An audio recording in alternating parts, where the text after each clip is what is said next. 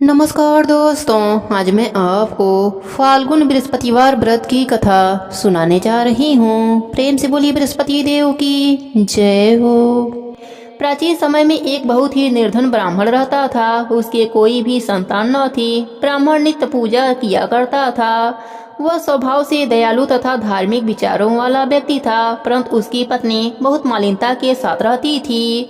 वह न तो स्नान करती थी, न ठीक से कार्य करती थी। अपनी पत्नी की ऐसी आदत के कारण ब्राह्मण देवता बहुत दुखी रहते थे। वह अपनी पत्नी को बहुत समझाते, किंतु उसका कोई भी परिणाम न निकलता। भगवान की कृपा से ब्राह्मण की स्त्री को कन्या उत्पन्न हुई। वह कन्या ब्राह्मण के घर में बड़ी होने लगी। वह बालिका प्रातः काल ही स्नान करके भगवान विष्णु का जप करती, बृहस्पतिवार का व्रत भी करने लगी। पूजा पाठ समाप्त कर पाठशाला जाती तो अपने मुट्ठी में जौ भर कर ले जाती और पाठशाला जाने के रास्ते में डालती जाती। भगवान बृहस्पति देव की कृपा से वही जौ सोने के हो जाते तो लौटते समय उसको बीनकर घर ले आती।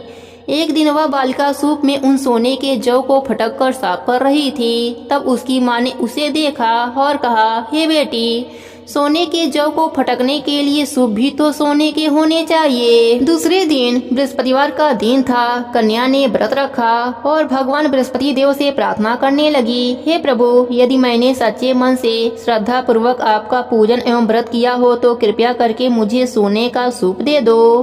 बृहस्पति देव ने उसकी प्रार्थना स्वीकार कर ली। नित्य की भांति वह कन्या जौ फैलाती हुई पाठशाला चली गई।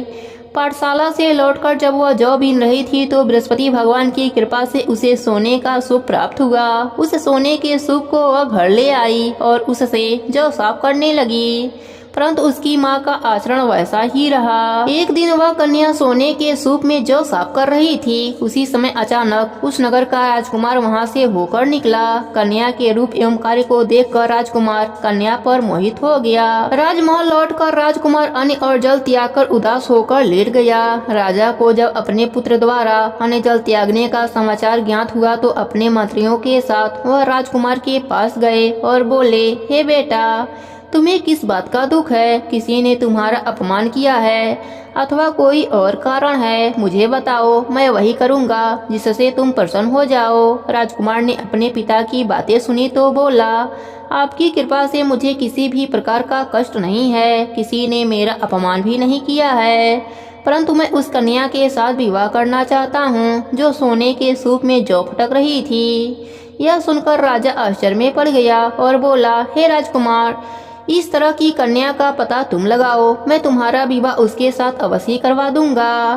तब राजकुमार ने प्रसन्न होकर राजा को उस ब्राह्मण कन्या के घर का पता बताया। राजा के आदेश पर मंत्री उस कन्या के घर गए और राजा का आदेश ब्राह्मण को कह सुनाया। कुछ ही दिन बाद ब्राह्मण कन्या का विवाह राजकुमार के साथ हो गया।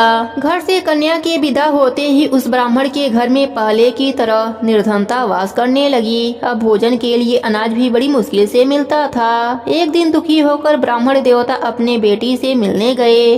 बेटी पिता की ऐसी अवस्था को देखकर अत्यंत दुखी हुई और अपने माँ का समाचार पूछा। ब्राह्मण ने पुत्री को सभी हाल कह सुनाया। पुत्री ने अपने पिता को बहुत सा धन देकर विदा कर दिया। इस प्रकार ब्राह्मण का कुछ समय सुखपूर्वक व्यतीत हुआ, लेकिन धन समाप्त होने के बाद स्थिति पहले की तरह हो गई। ब्राह्मण फिर अपनी पुत्री के वहां गया और उससे सभी हाल कह सुनाया। पुत्री बोली, हे पिताजी, आप अपने साथ माताजी को यहाँ लाओ, मैं उन्हें यह विधि बता दूंगी जिससे दरिद्रता दूर हो जाए। ब्राह्मण देवता अपने पत्नी को साथ लेकर राजमहल अपनी पुत्री के पास पहुँचे तो पुत्री अपनी माँ को समझाने लगी, हे माँ, तुम सुबह उठकर सर्वप्रथम स्नान आदि करके भगवान विष्णु का पूजन किया करो तो सब निर्धनता दूर हो जाएगी। परंतु उसकी माँ ने उसकी एक न मानी। वह सुबह उठकर सर्वप्रथम अपनी पुत्री का बचा हुआ जूठन खा लेती थी। एक दिन उसकी बेटी को अपने माँ पर बहुत गुस्सा आया। उसने एक रात एक कोठरी से सारा सामान निकालकर अपनी माँ को उसमें बंद कर दिया। प्रातः कोठरी से अपनी माँ को निकालकर तथा स्नान आदि करा के पूजा पाठ करवाया तो उसकी माँ की बुद्धि ठीक हो गई। उसके बाद वह प्रतिदिन पूजा पाठ करती और प्रत्येक बृहस्पतिवार को व्रत भी रखने लगी। इस व्रत के प्रभाव से उसकी माँ भी अत्यंत धनवान तथा पुत्रवती हो गई और बृहस्पति देव की कृपा से वृद्धा अवस्था से मृत्यु को प्राप्त कर स्वर्गलोक को गई।